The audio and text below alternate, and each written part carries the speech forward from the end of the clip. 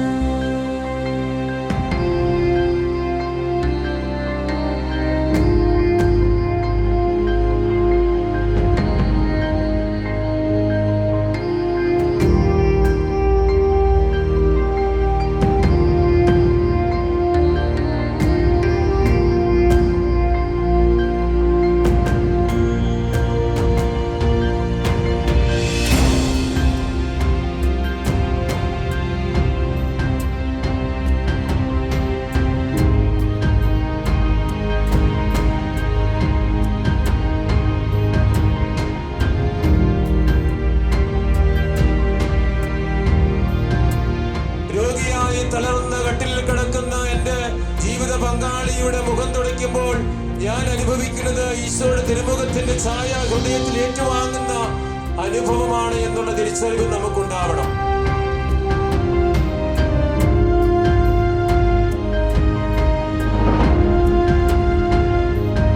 ഇന്ന് 40-ാം വെള്ളിയാഴ്ചയാണ്. ഈ 40-ാം വെള്ളിയാഴ്ച ഞാനിപ്പോൾ കരുവള്ളിക്കാട് കുരിശുമലയിലാണ്. കുരിശുമല കയറാൻ ആയിരക്കണക്കിന് ആൾക്കാരുടെ കൂടെ 14-ാം സ്ഥലമൊക്കെ കുരിശിൻ്റെ വഴിയൊക്കെ നടത്തി കുരിശുമല കയറി തിരിച്ചിറങ്ങി വരുന്ന വഴിയാണ്.